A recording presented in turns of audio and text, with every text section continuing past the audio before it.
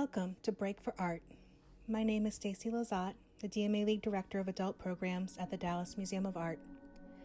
Today, we are going to spend some time with Gregory Crewdson's Untitled from 2001 to 2002. We will begin with 1 full minute of looking, and during this time, try to set aside any thoughts that pop up and allow your mind to focus on exploring this image. After we look, I will turn your attention to a few points of interest in the photograph.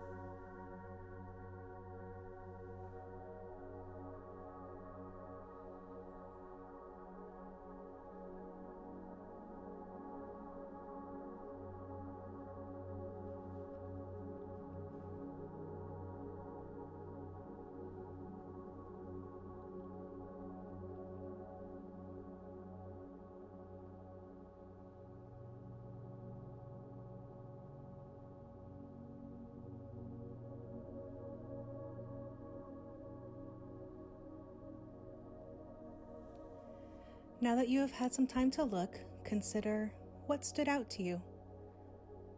What was your eye first drawn to?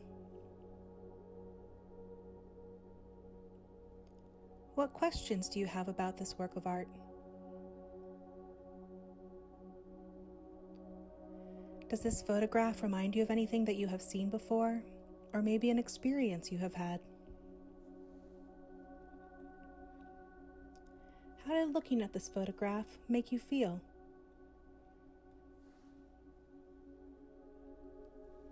We are looking at an interior of a home, specifically a bathroom, with a bathtub on the left under a window, a shower stall in the middle, and a mirrored wall cabinet, a sink, and a toilet on the right side of the image, next to a slightly ajar door.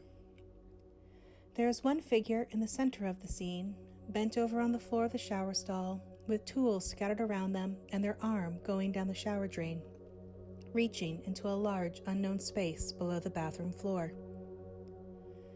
This is a familiar room. It could be our bathroom, where we hear the faucet dripping or the toilet running, smell the soap or the cleaning supplies stored under the sink, or hear noises right outside the open door from other people or maybe pets that could also be in the house.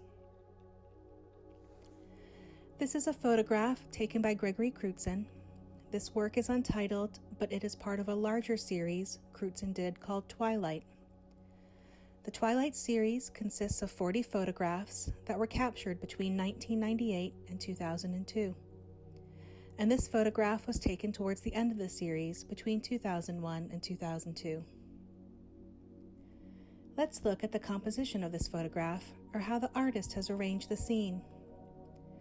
Notice how he seemed to be looking straight at the figure, who is placed slightly lower than dead center of the image. I know it is hard to get a sense of scale looking at an image virtually, but if you were to see this photograph in person, it is 4 feet by 5 feet in size, which enhances that feeling of being in the scene with the figure. This image has strong vertical lines and strong horizontal lines, all working together to frame this figure in the middle. We also see the floor of the bathroom act as a horizon line, separating what is happening above and below the line. This split also gives us, as the viewer, more knowledge than the figure in the shower, who can't see what we see below the floor. Now let's look at how Crewdson uses light and color in this image.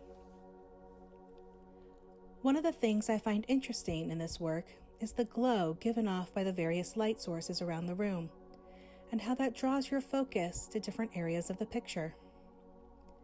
You have light streaming from the window that highlights the bathtub. There is a light above the shower spotlighting the figure. There is the light above the sink that illuminates the right side of the image, along with the light coming from the open doorway that casts a smaller beam of light on the floor. But we also see a blue glow lighting up the foundation or basement area, and we can't really tell where that light is coming from.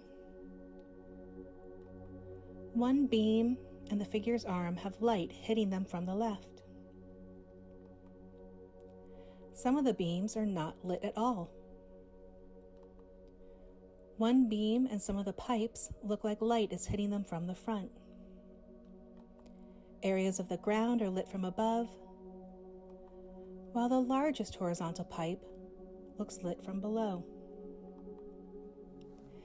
These various light sources both serve to draw your eye around the image, but also to hide or darken areas of the image, like the corner under the window, so that maybe you can't or won't look too closely at certain parts of the picture. Crewdson has said that light is central to all photographs, but particularly in his, he thinks about light as something you can choreograph. How would you describe the colors in this painting? Warm, cool, vibrant, muted?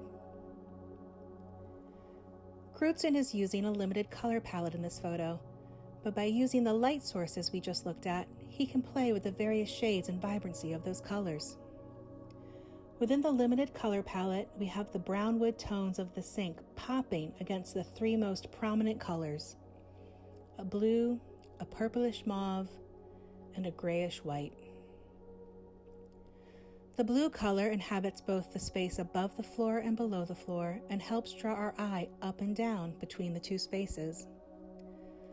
The purplish mauve color features heavily at the top of the picture on the bathroom walls, but by using this same color in the towels above the bathtub and the towels by the toilet, along with the 3 bath mats strewn across the floor, and in some of the shadows we see play across the room, it helps to move our eye in a circle around the figure. The grayish-white color of the shower is repeated in smaller areas elsewhere, like the light in the window on the left, and the top part of the wall outside the open door on the right. But it mainly serves as a backdrop for the figure, and that color is drawn down into the bottom part of the image with the figure's arm, which takes on a different hue than the rest of their body.